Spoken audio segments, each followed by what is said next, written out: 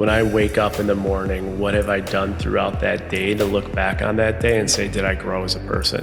Not that I become more successful, not that I make more money, but even if I had the worst day ever, have I learned things about myself that maybe I wouldn't have learned about myself if those things didn't happen? And so if you can go to bed at night and wake up the next day better than you did the day prior, with the attitude that you're going to try and achieve the same thing for that day, your growth is going to be accelerated ever forward. And that's what it means to me, is today is a new day and tomorrow needs to be better than today. And ever forward is continuing to grow on yourself and benchmark yourself.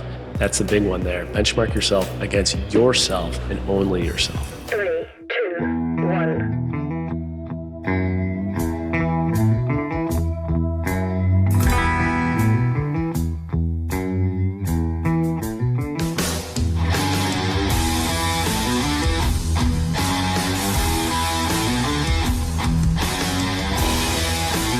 Hello everyone, I'm Jason Tartick. I am the host of Trading Secrets, author of the Restart Roadmap, and I'm from the Bachelorette. You might remember I got the bronze medal, but I am today here on Ever Forward Radio, and we're talking about all things. We talk about networking. We're talking behind the scenes of unscripted television. We're talking about some of our darkest and lowest moments, but what we've learned from them. And from A to Z, if there's anything that you need to do to work on yourself, grow yourself mentally or physically, I think we touch on a little bit of that, and we give all the trading secrets behind what got us here today and where we expect to move ever forward. So good to sit down with you. Thanks for coming on the show. Yeah, thank you for having me. It's good to be in LA. The weather here is the absolute best, and we're here for the week, and so it's been a good week. Can't complain. Yeah. Can't complain. And now you've got a lot going on in your life and a lot that we want to dive into, but I'm going to be a little bit biased with you here. Yep. Tell me how amazing is podcast life? You know, we're going to talk a lot about corporate life and answering your life's purpose and calling, Sure. but tell me how much fun do you have? Why do you do the podcast? Give us a little highlight on that. Yeah, sure. So my podcast is called Trading Secrets, and the thing we lay into every single episode is money. And I have this thesis that the world we live in, it's uncomfortable to talk about money, and we don't talk about money because the system has put this weird invisible rule in place that it's politically incorrect to talk about money. It's against etiquette. And what I'm trying to do with the podcast is shatter the glass, shatter those ceilings, because the more we talk about money, and do it in a healthy way, not bragging at one another, doing it in an arrogant way, but we talk about the dollars won or the dollars lost or the dollars earned. There's so many stories. And the more information we all have, we can then apply it to what we want to do. So what's been so rewarding about podcasting is I've got to sit down with some of the sharks from Shark Tank and Gary Vee and a guy like A-Rod and some reality stars and actors and actresses. You learn so much behind the curtains of these industries and places. Just with time, you'll never have the opportunity to go. And it gives such insight to all the different paths out there that any day, anytime, it's never too late, you can take. So that's the greatest part. And anyone that's thinking about doing a podcast, I would say just go do it. And just hit record. I say it all the time. Just hit record. Hit record. Yeah. Worst case, nothing comes from it. You don't make a penny, but you have these really great connections. You have a great conversation and networking. Yeah. You never know a deal that could be done just based on a conversation you had with someone. Now, was the podcast a part of your kind of whole philosophy here of restarting? Was this a stepping stone for you? Was this a restart for you? What was what was it like to actually go from one thing into this as maybe the thing? Totally. So I just launched the book, The Restart Roadmap, and it's pretty much the answer to this question. But in summary, I was a corporate banker for 10 years, got my MBA. I was the guy that said, you tell me where to go, I'll be there. I'll do whatever it takes, right? Yes, sir. And so I made a wild move. I went from New York to Seattle, and I made it because they approached me and said, okay, I talk openly about money now, so I'm not saying it's bragging or embarrassed, but it's 29. It was $110,000 signing bonus. The base was 165, and the upside was I could almost double the base salary or even triple it based on performance. Wow. So I had figured out that I'd already paid all my debt off from MBA and undergrad, and if I just did the 2 years, even if I was miserable, I would have the financial freedom to then do what I wanted. Well, I got there, and 4 months later, I got a call from ABC to go on the Bachelorette. So you can imagine how happy they were when I went to them and said, hey guys, thanks for that big offer. I took it 4 months ago. I'm now in Seattle. I got offered this opportunity to go on a reality show. I'm going to go. They weren't thrilled, but I went on it. And after coming off the show, I had my little, 5 minutes of fame, and they kind of used it to their advantage, which I applaud them. Jason, go speak here. Jason, go. I'm like, and I felt indebted on behalf of. So I felt indebted. So I did it. That brings us full circle to your question. It was about a year after I went back to work. I was put in this ultimate ultimatum, which I talk about in the Restart Roadmap. My significant other has a big podcast, Caitlin Bristow. It's called Off the Vine. And what she does is to empower people. She'll have big celebrities and guests on, and they give a confession at the end of their podcast to say, hey, we all have embarrassing moment. We all have funny things. Yeah. Yes, we're professionals and you look up to us, but we're just like you. Like humanized yourself. Come back down to us. Yeah. And so she told what I talked about in the book is like a PG-13 rated confession. And that confession made some headlines. And the bank then didn't even come out of my mouth. The bank puts me in a predicament where they say, after 10 years too, like this is the thing about corporate America, never forget you're a free agent. You could have 10 great years, 7 relocations, 4 promotions, and 1 event. Didn't even come out of my mouth, could end it all. They said you either are going to have to restart your brand at the bank, no more side hustle, no more approval for podcasts, no media, delete all your social media, which is a huge income generator. Sure, at this point, especially. Baby. Right? And, or you can go restart yourself outside the brand, outside the bank. So ironically enough, I kind of took a play on their words and created a consulting company called Restart to really help people with career navigation and financial literacy. Yeah. And from that, a lot of things have transpired, right? We have like a networking group. We have a page with 100,000 followers. We have like a newsletter. We have, my book that came out, and now we have the podcast too. So there's like all these different branches. This was about 2.5, almost 3 years ago that I started it. And that was my Restart journey. Which is a lot. And really 2-3 years is not that long of a time to have all this stuff happen. And in your story, I heard a lot of what I believe to be true. And I would definitely say is true in my story. The thing is rarely the thing. The thing that you're about to go, the path you're about to go down, the thing you're about to do, we typically put all of our eggs in, right? You had this job offer, like this is going to be it. I'm just going to eat shit for the next 2 years, possibly. I'm going to be set for the next thing. Right. But 4 months in, that thing turned into another thing. Totally. How do you process when you realize in your journey so far, or even now, when the thing you embarked upon is now just a stepping stone? When you realize the thing is not the thing? Yeah, I think so many people go their whole life without knowing themselves, right? And I did it for 9.5 years. That picture, I'm slick back hair. I wore the suit. I talked the way I was supposed to talk for the bank. I dressed the way I was asked to dress. They've told me in one scenario they wanted me to cut my hair. I cut my hair. Wow. And the problem with that is I went 9 years without knowing who really I was. I lost my identity. And I think to your question, until you really do self-examination down to the bedrock of who you are, down to literally like what has made you you and where you want to go, your entire story will be written for you. You will be a puppet too that was on a string, and you will have your life led for you. And so many people go their entire lives without realizing that they never took control of what they want to do. And I think once you drop into your authentic self, when those opportunities come your way, it becomes so much easier to be like, that's what I want to do for me and for my path. I don't know what's going to happen. And it becomes so much more clear that the decisions you make, who knows what they'll turn into, but you're doing them for yourself and no one else. And I think so many people go their whole lives without really identifying that and being able to do that. I couldn't agree more. I mean, I wouldn't be here sitting with you today if I didn't have that same or similar realization years ago. But when we have that realization, it's a bitter pill to swallow. Oh, yeah. Can you take us back to the first time you realized this, that you were maybe not living your own life, or you were going down someone else's path? How did you quite literally process it, handle it? Like, what did you really do to like take back control, or take control for the first time? For sure. So chapter 1 in the book that I just have launched right now, the Restart Roadmap, it's called Sunday Scaries, because I talk about the intense anxiety right I had on Sundays going into the job. And when I felt like I came into my office on Monday and closed the door, it was like I locked myself back in career jail Monday to Friday. So here am I, got to do my time. The interesting thing is your question's great, because you said, when did you start realizing it?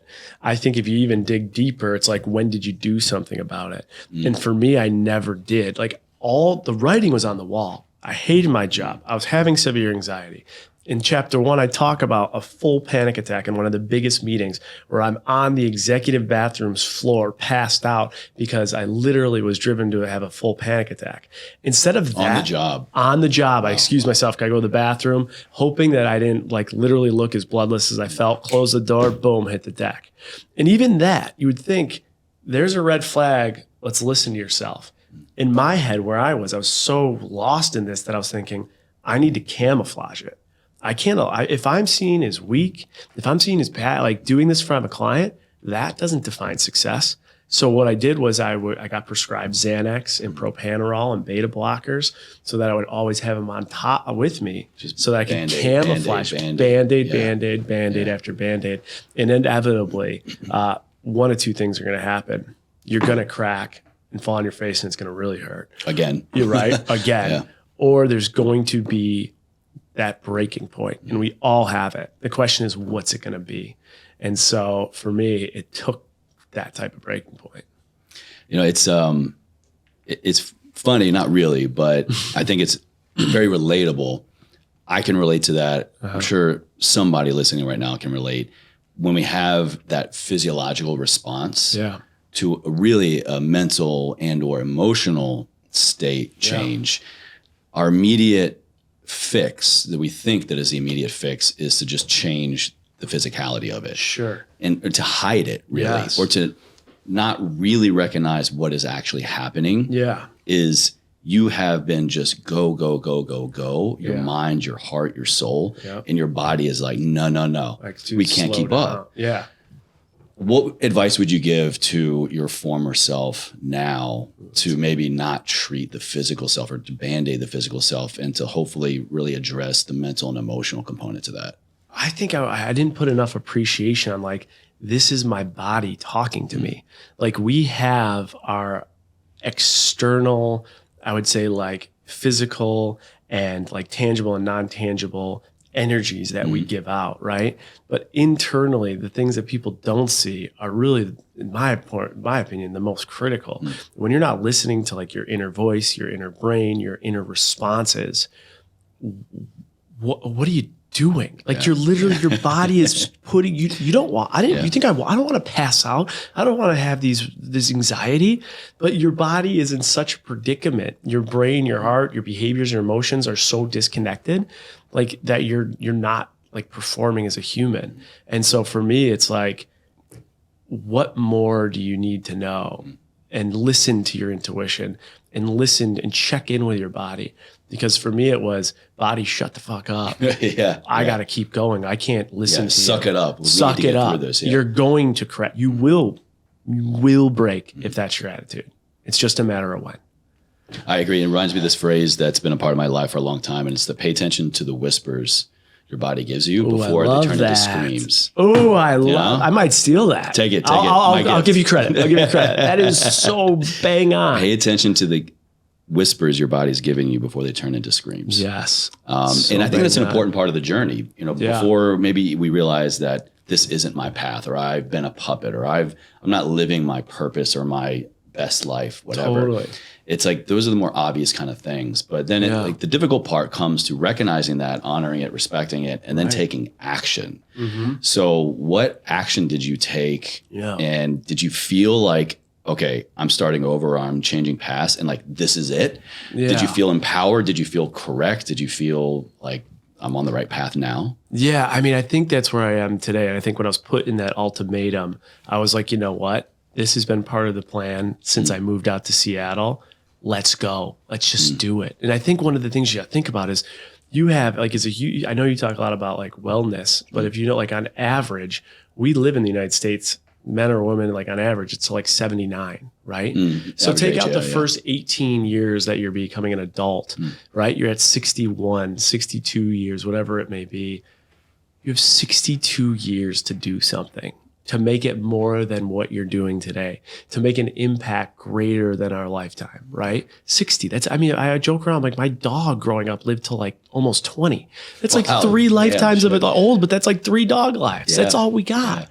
And I think we get so sucked into the day-to-day, the peer pressures from other people, the outside noise that influences us, that we forget this time here is so limited and so minute to do something.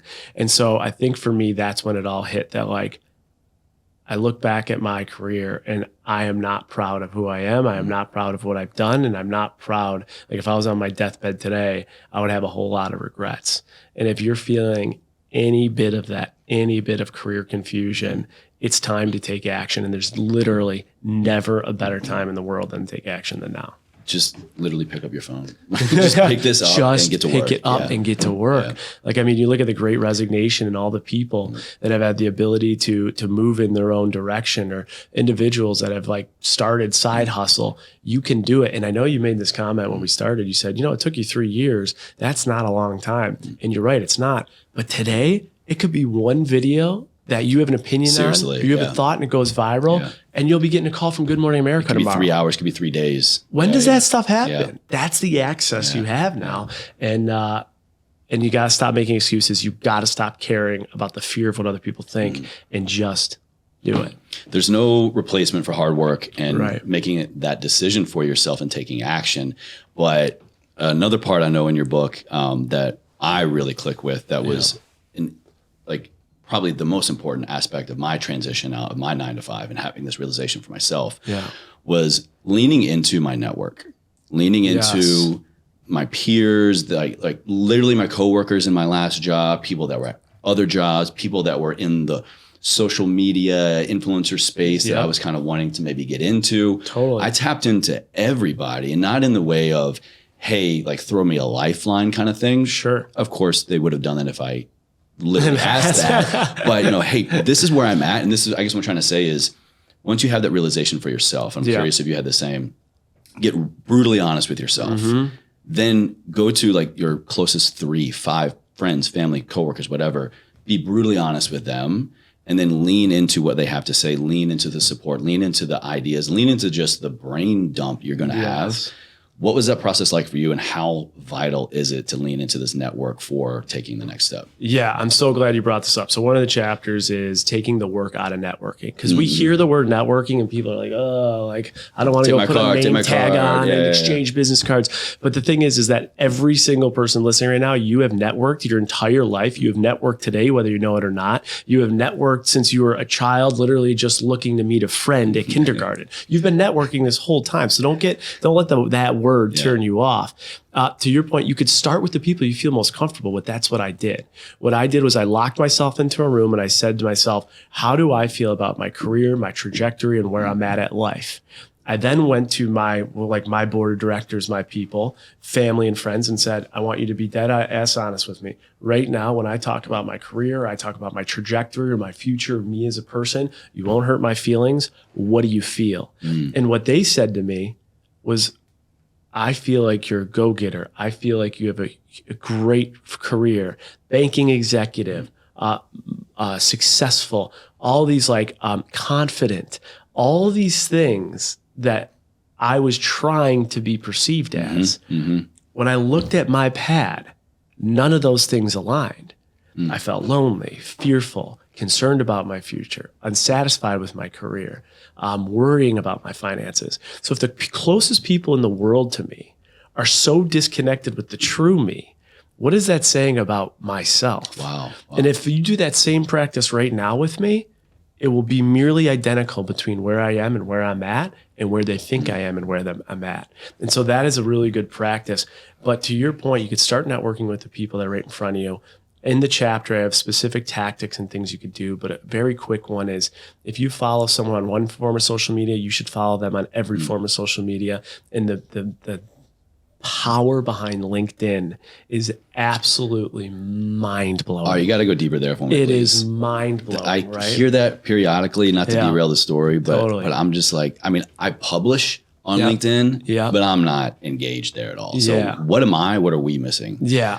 Whether you're trying to hire people or you're trying to get hired, it's the number one place for jobs to be placed right now.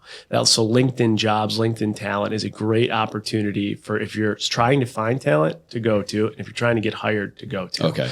I have a system in my book of how you can actually get every single person's email, and it's legal and ethical, from LinkedIn. Wow. And think about the way that you can connect with people, the way that you can see what their positions are in certain companies, in certain areas, the questions you could ask these people. You throw right now your application into a system of applying to something, you're literally trying to throw shit at the wall and hoping something will stick. You have to go internally and recruit to the hiring manager. You have to talk to the HR group. You have to have these conversations, and one message could change everything. And the big thing I tell people is when you ask for something or when you're trying to set up a way for introduction, really understand what defines success in their day-to-day work.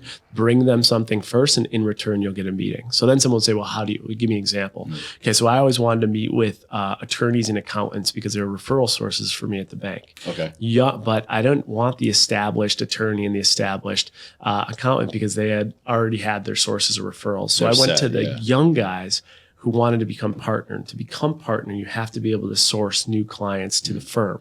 So I'd bring my list and I would say, let's meet over a drink or over a call or over a coffee. These are all my clients. I'm going to give you an introduction to any one of these you want that can help you bring them over to your accounting firm, because that's what you need to become partner. So it was an immediate give. An immediate give. Every one of my conversations will start with some form of give.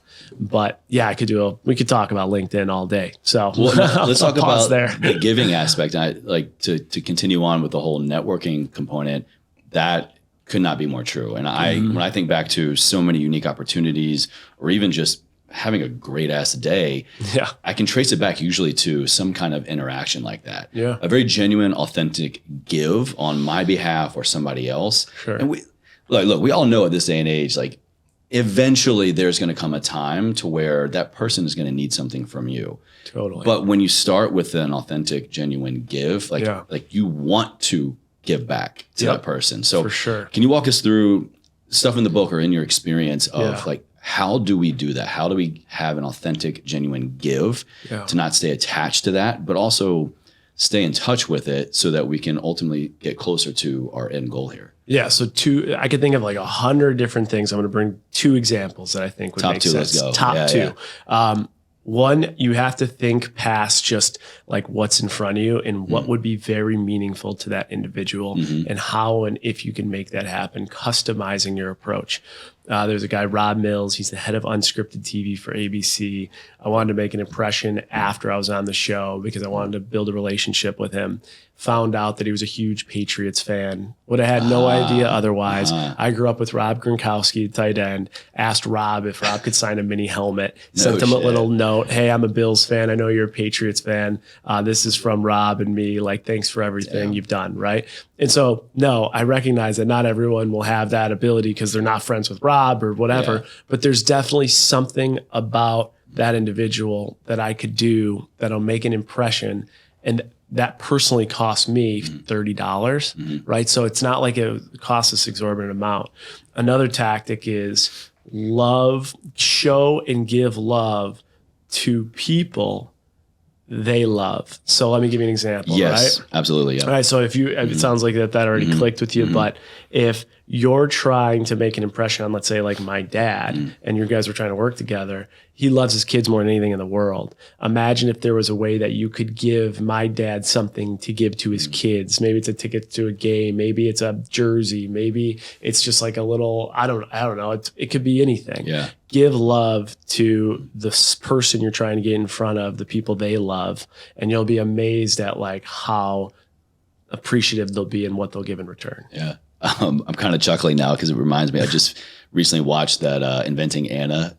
Oh, yeah. I haven't seen it yet. All right. Well, not a big spoiler alert, but basically like this chick, Anna, she kind of like cons her way into like the elite of the elite of the elite New York social scene. Yeah. And that's exactly what she did. I mean, how 100% true this is based on true story, but it's basically that she has this crazy, outlandish, wild goal. Okay. And she recognizes that in order for this to happen, she needs key big players in the game as well. Okay. So she befriends one person that is just so happened friends with a other person that she really wants to get. And it's just like this domino effect. Yeah. I mean, she ended up in jail, so I wouldn't recommend going about it how she did. But that I think is such a valuable takeaway. So often, just to kind of bring it back to what we were saying earlier, the thing is not always the thing. Right. The person, the connection is not always the connection. Like in order for maybe me to want to get connected with you, yes, I need to, try to court your dad, right? For sure. Go through these other things. So I think that's a good takeaway of like, take a step out of what you actually want and look at the bigger picture of all the things necessary for that to happen. You can work on those. You can work on the periphery before you kind of get to the center, For sure. And I think even to the inventing Anna point, never, I feel like we're in this, we, especially as Americans in 2022, we can smell bullshit from 8 miles away. Right? It was interesting. I had the Tinder swindler, one of the girls. She was on one of my episodes. It was interesting in Norway where she grew up, they're taught to, you don't question the government. You don't question people. Like you have faith in the system. You believe in people. You give loyalty. And so like, that's wild to think about their culture. Our culture is night and day, right? Oh, we question everything. We keep people in check. We should cross our T's and dot our I's. And so, do it with authenticity, because if you don't do it with authenticity, it will be as transparent and see-through as like a Casper. If you're not doing it with the right intentions in a genuine way, people will sniff your bullshit out from a mile away and you'll be gone. And the last thing I'll say about it is, everyone loves to talk about themselves. That's an old adage. Listen, just let people talk. The more people are talking, the more information you are gathering. And the more information you have, the better you can position yourself for what can come from the potential relationship. Oh, could not agree more.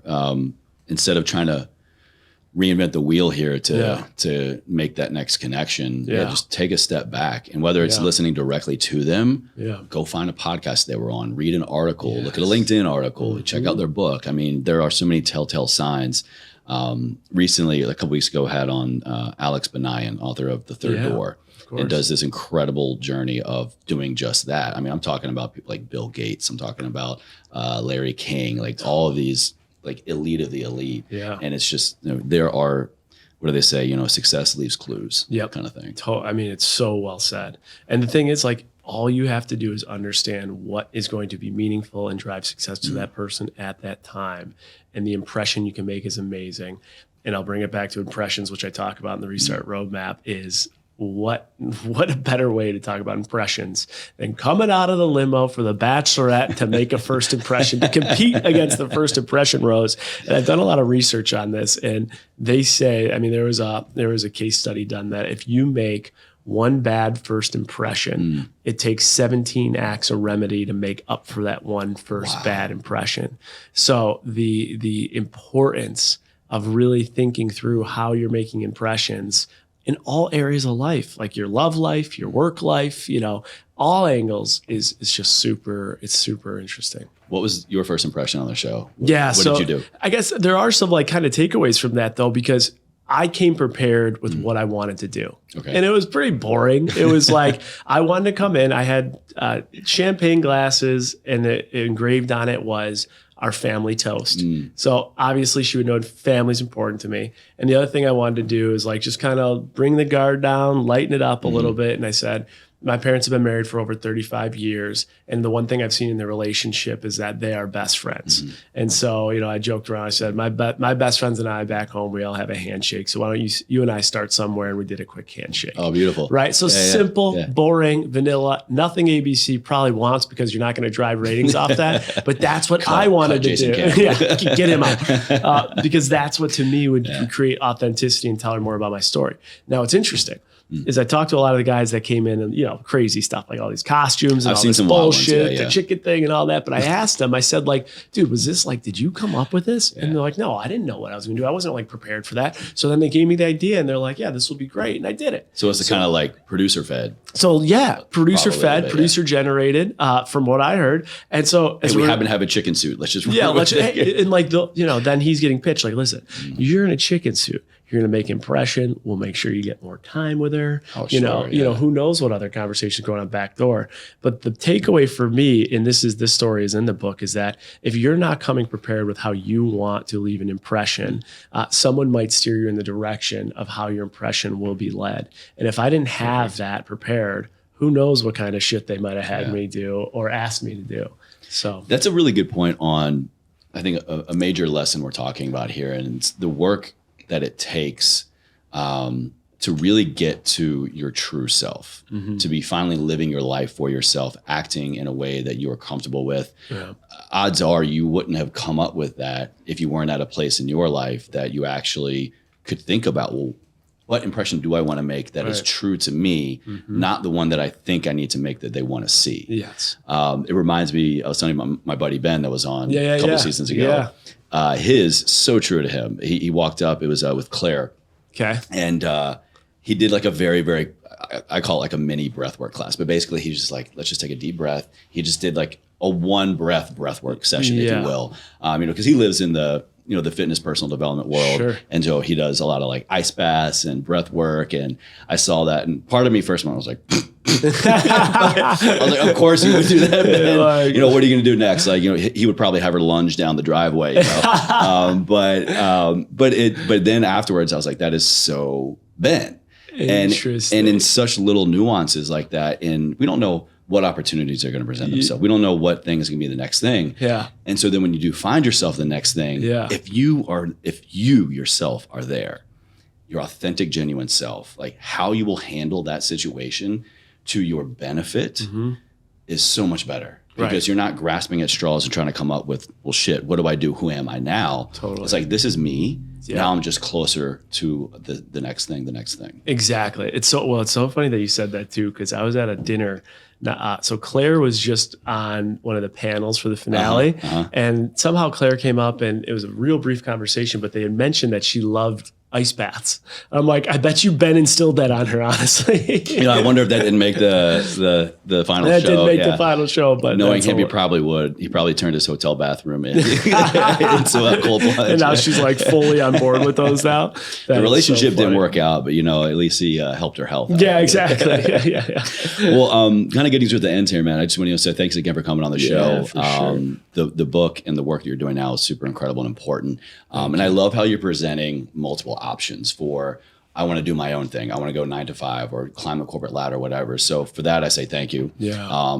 A lot of people talk about now, like, you need to leave your job. You need to only stay in corporate. You know, entrepreneurship is not for everybody, which I agree it's not.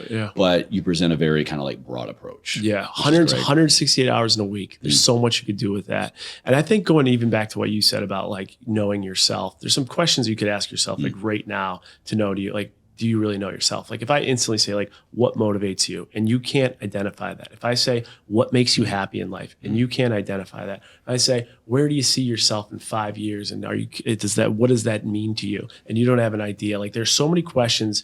You could just sit where you are right now, turn this podcast off once it's done. And can you answer these things? And if you can't, it's time to do some self-work. You talk a lot about, obviously physical fitness and mental mental well-being here. But think about like how much work, obviously built guy, athletic guy, you put into your nutrition and your arms. It's the Tulum tan. It's the Tulum tan. It's the glow, the Tulum glow. But like there is so much work to be done right with the most important organ in our body. Yeah. And people think about therapy and they're like, well, I'm weak if I go to therapy. And if we could work out our brain, if we could work out our muscles every day and our endurance every day, why aren't you doing any work on your brain? The most important thing, head to toe in your body. And I do think that's a critical thing everyone should think about. Could not agree more. And like I share, unfortunately, that experience of not listening to the physical self and unfortunately it paying the price. You know, years ago, to kind of get to my final question here, I was doing all of that. I mean, I was the biggest, the strongest, the leanest I'd ever been. I just got promoted in my job and I thought I had all this stuff going great in my life. But then my relationship crapped out. So many things in my job began to like fumble, and like I began to fumble, and I was having, unbeknownst to me, just suppressing PTSD and panic attacks. Unable to go out in public, watch certain movies, like almost crashing my car a few times. Wow. But it was so confusing because like, well, I'm doing all this shit to fix my body. Sure. But when I recognized, or rather when my body like made me recognize, like, yo, you've been forgetting a lot about up here and in here. Yeah. And then the second that I gravitated towards that and prioritized my mental and emotional work as much, or then even more than my physical self, so many things in my life just got so much better. And dare I even say easier. And that's what I talk about when I say to live a life ever forward. It's awareness you have to have of all of these facets, multiple, multifaceted beings that we are. The physical, mental, emotional, spiritual, relationship, all this stuff, so that we can move forward and have the life that we want and be who we are.